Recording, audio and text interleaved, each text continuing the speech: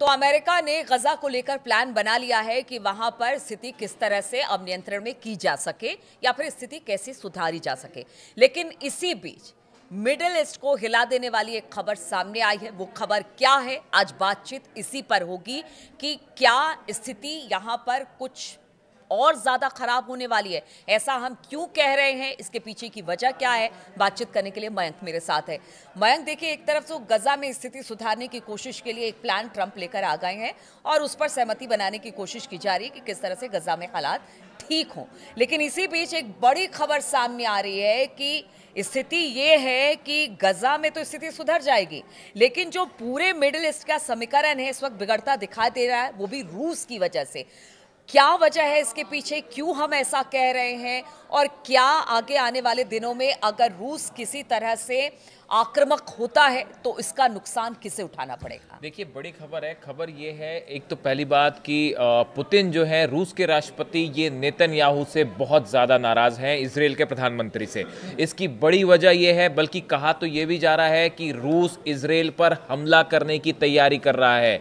रूस इजराइल पर मिसाइलों से हमला कर सकता है ईरान के साथ मिलकर। अब ये बात क्यों कही जा रही है? देखिए, इजराइल की तरफ से patriot missile defence system Ukraine को दिया गया है। देखिए, बड़े ध्यान से इस बात ये सारी इसीलिए हालात बिगड़ गए, मामला बिगड़ गया है। देखिए, ये जो पैट्रियट मिसाइल डिफेंस सिस्टम है, ये इजराइल का, अमेरिका का सिस्टम है जो इजराइल के पास था। इजराइल ने ये सिस्टम यूक्रेन को दे दिया है रूस के खिलाफ, और बताया जा रहा है कि 3 पैट्रियट सिस्टम दिए गए हैं, जिसमें से एक जो है वो यूक्रेन ने एक्टिवेट भी कर दिया है। ये इसका कंफर्मेशन खुद जेलेंस्की की तरफ से हुआ है। और जैसे ये खबर सामने आई कि इजराइल ने अपना पैट्रियट डिफेंस सिस्टम जो है वो यूक्रेन को दिया है, रूस बेहद नाराज है इस घटना से, इस बात से।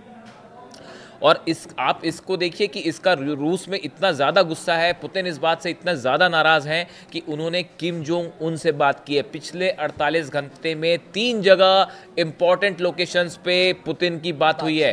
पहली बात ये निकल के सामने आई, किम जोंग उन से पुतिन ने फ़ोन पर बात की है पूरे जो डेवलपमेंट है उसको लेकर। उसके बाद खामेनेई साहब से भी पुतिन ने संपर्क किया है। बहुत बड़ी खबर है, रूस ने ईरान से संपर्क किया, नए डेवलपमेंट्स को लेकर बात की है। और चाइना के साथ भी जो है वो विदेश मंत्रियों के लेवल पे जो है बात हुई है। रूस और चाइना की इस तरह की बात सामने आई है। अब देखिए, ये जो पैट्रियट डिफेंस सिस्टम है, इसका यूक्रेन को देने का मतलब ये है कि जो रूस की मिसाइल्स हैं जो कि यूक्रेन पर फायर हो रही हैं, उन मिसाइल्स को रोकने में यूक्रेन को एक बड़ा हथियार मिल गया है, और वो हथियार दिया है इजराइल ने। बिल्कुल, और इसी वजह से रूस का गुस्सा जो है वो भड़का हुआ है। देखिए, ये पैट्रियट सिस्टम आपको अगर सरल शब्दों में समझाएं कि ये एक ऐसा लॉन्चर है, एक लॉन्चर, इसमें कई सारे लॉन्चर्स होते हैं, 8 लॉन्चर होते हैं इस पैट्रियट डिफेंस सिस्टम में, और एक लॉन्चर से 4 मिसाइल्स फायर की जा सकती हैं। और एक साथ इसमें करीब जो है 16 मिसाइल्स, बड़े ही कम सेकंड के अंदर जो है 16 मिसाइल फायर हो जाती हैं इससे। और 200 किलोमीटर तक की रेंज में कोई भी फाइटर जेट आए, कोई भी मिसाइल फायर हो रही हो, वो गिरने वाली हो, उसको तबाह किया जा सकता है। बड़ा टारगेटेड है, बहुत एक्यूरेट सिस्टम है। अमेरिका ने ये इजराइल को दिया था, काफी एडवांस डिफेंस सिस्टम माना जाता है, और ये इजराइल ने देने का फैसला कर लिया यूक्रेन को, और 3 सिस्टम पहुंचा भी दिए हैं, जिसमें जेलेंस्की ने खुद ये बात कंफर्म करी है कि हाँ, एक सिस्टम हमने तैनात भी कर दिया है, 2 और सिस्टम तैनात होने हैं। जैसी ये खबर बाहर आई, इसका रिएक्शन इतना जबरदस्त हुआ, जो कि अंदर खाने की खबरें हैं कि एक तो रशिया ने अपने MiG-29 का एक बेड़ा ईरान को दे दिया है।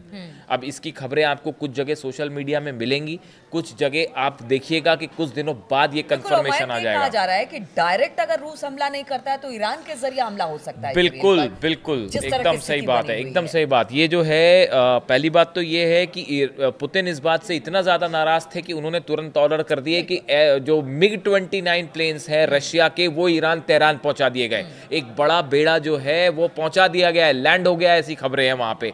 एक बड़ा जो है हथियारों से भरा हुआ एक बड़ा एयरक्राफ्ट जो है वो लैंड किया है तेहरान में, इस तरह की भी खबरें हैं। इसकी कोई पुष्टि नहीं है, अभी कंफर्मेशन होगा हम आपको बताएंगे। अब जो बात है ईरान की, ये भी कहा जा रहा है कि अगर इसी तरह से इजराइल ने यूक्रेन की मदद जारी रखी तो ईरान के थ्रू एक बार फिर अमेरिका, रूस और ईरान मिलकर बड़ा अटैक कर सकते हैं इजराइल के ऊपर। देखिए गजा में जहां से बात शुरू हुई, गजा में एक तरफ तो पीस की बात हो रही है, लेकिन गजा वाले भी पीस को लेकर अभी बड़े सारे सवाल हैं। देखिए ये बात सिर्फ हमास तक नहीं है, यानी ऐसा नहीं है सिर्फ अगर आप सोचते हैं कि हमास एक्सेप्ट कर लेगा तो एक्सेप्ट हो जाएगा। हमास ने अभी तक कोई रिएक्शन नहीं दिया है और ट्रम्प की तरफ से टाइम दिया गया 3 से 4 दिन का।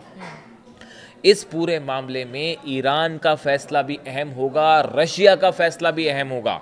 देखिए जब आप मिडिल ईस्ट में हमास को आप डिसआर्म करने की बात कर रहे हैं तो ईरान से भी इस बात की चर्चा होगी कि क्या फैसला लिया जाना चाहिए। ईरान और रूस की भी आपस में चर्चा होगी कि क्या फैसला लिया जाना चाहिए, क्योंकि ये जो मिडिल ईस्ट का एरिया है गजा का, यहाँ पे जिसका भी प्रभाव होगा उसका पूरे एरिया में असर पड़ेगा।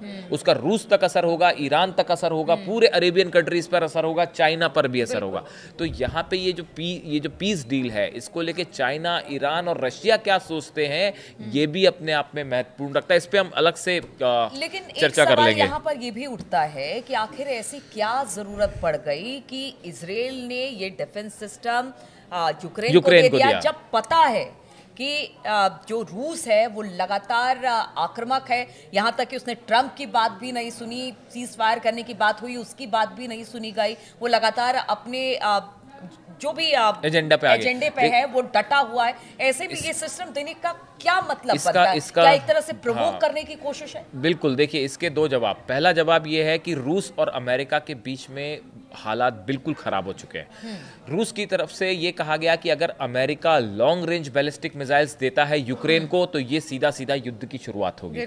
पुतिन ने अपना स्टैंड बहुत सख्त कर लिया है और देखिए उन्होंने कहा कि सीज फायर हम करेंगे लेकिन अपनी टर्म पे करेंगे, आपकी टर्म पे नहीं होगा यूक्रेन के साथ। और दूसरी चीज उन्होंने ये कहा कि अगर अमेरिका ने, जैसा खबरें आई कि अमेरिका लॉन्ग रेंज मिसाइल्स दे सकता है यूक्रेन को, उसके बाद पुतिन ने साफ कर दिया कि अगर ऐसा होता है तो ये रूस एक प्रकार से ये वॉर का ऐलान होगा। और वो सीधे सीधे, मतलब सीधे तो नहीं लेकिन इनडायरेक्ट वे में टारगेट रूस को ही कर रहा है, चाहे वो इजराइल हो या अमेरिका हो। इसलिए सिर्फ इजराइल पर ही नहीं, अमेरिका पर भी पुतिन काफी ज्यादा। अब ऐसे हालात में इजराइल, जो आपने सवाल पूछा कि इजराइल ने क्यों दिया, बड़ी साधारण सी बात है, ये बिना अमेरिका के परमिशन के तो दिया नहीं होगा।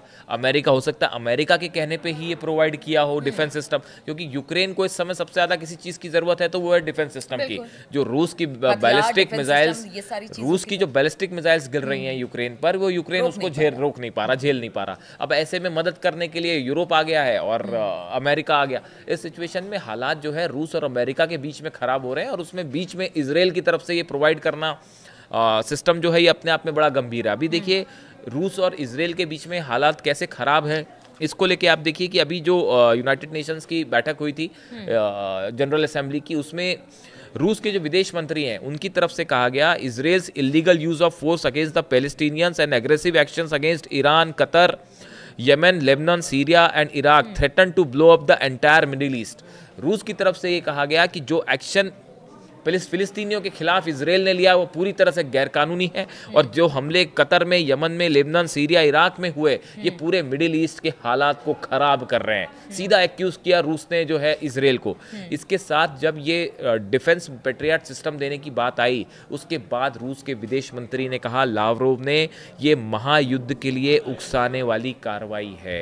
बिल्कुल साफ साफ देखिए बड़ा रूस ने बड़ा सख्त स्टैंड लिया है और आज आपको ऐसा लग सकता है कि ये अभी एक बड़ा स्पेकुलेशन है, लेकिन अगर आप माने वाकई रूस और इजराइल के बीच में हालात बहुत तनावपूर्ण हो गए और अभी गजा पे क्या फैसला होता है उसके बाद ये पूरा मामला जो है वो और एस्केलेट हो सकता है। और ईरान की भूमिका, जो आपने कहा कि इस पूरे मामले में ईरान के साथ मिलकर रूस एक बड़ा एक्शन ले सकता है इजराइल के खिलाफ, जो इजराइल के लिए एक बड़ी चुनौती होगी। इसीलिए ईरान को शामिल किया गया है कि वहां से अगर ईरान के साथ रूस खड़ा होता है तो वहां से हमला करना इजराइल पर ज्यादा आसान है। बिल्कुल। देखिए ईरान की सिचुएशन तो अभी यही है कि ईरान ने साफ तौर पे IAEA को बाहर कर दिया है। स्नैपबैक सैंक्शंस लग चुके हैं ईरान के ऊपर। उसके बाद न्यूक्लियर टॉक्स पूरी तरह से खत्म हो चुकी है।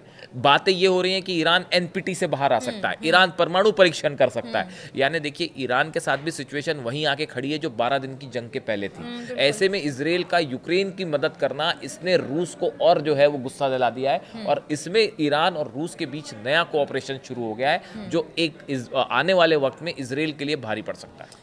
बिल्कुल, देखिए तो युद्ध जैसे हालात बन रहे हैं, ये मोर्चा अब रूस ने खोला है क्योंकि इजराइल ने जिस तरह से अपना डिफेंस सिस्टम यूक्रेन को दिया, उसके बाद हालात दिन पर दिन खराब होते जाए। रूस की तरफ से इजराइल को भी और अमेरिका को भी चेतावनी दे दी गई है कि अगर इसी तरह से आप यूक्रेन की मदद करते रहे तो फिर हालात बदतर होंगे, तो इसकी जिम्मेदारी हमारी नहीं होगी। अब आगे इसको लेकर किस तरह के अपडेट्स आते हैं, ये लगातार हम आपको बताते रहेंगे, लेकिन फिलहाल इस चर्चा में शामिल होने के लिए आप सभी का बहुत बहुत शुक्रिया।